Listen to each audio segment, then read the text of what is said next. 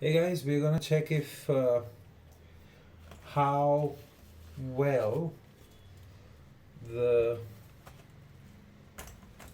check out some of my tools here. How well the cigar cutter on the Victorinox cigar, I forget which model this is. How well this works on some Havana cigars or Cuban cigars. Okay.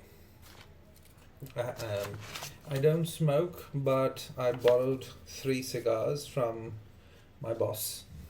She doesn't smoke either, obviously, neither does her husband, but she bought this as souvenirs on one of her trips to Mexico. And I want to see how well, and I borrowed it to at least try the cigar once, and actually mostly to try this. So here goes. I have no idea how this is done, and I've never smoked, but I'm guessing you have to cut off this bit.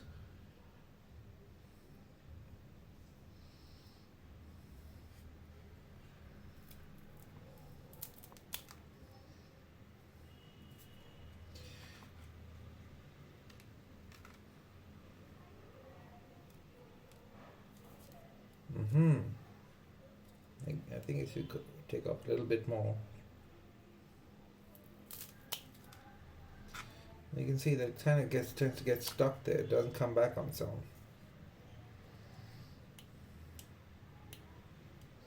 You know, I bought one of these pieces in the past, and this is a Wenger model, and the spring here slipped out when I was closing it on that one, so I returned that and got this.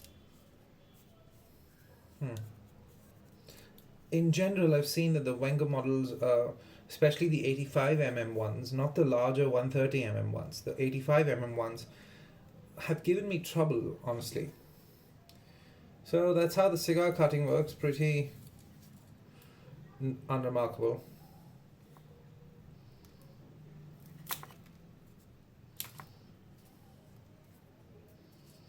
There you go. Not sure if I was supposed to cut off that much. Oh, it smells very good. Pretty good. Okay, that's it for the cigar cutter. Let's put that back in my collection box. This is one of my collection boxes. Obviously, it's not all of it, but there are some in there. Okay, I put these little pieces of paper in between them so that the scales don't scratch each other. Okay, that's it.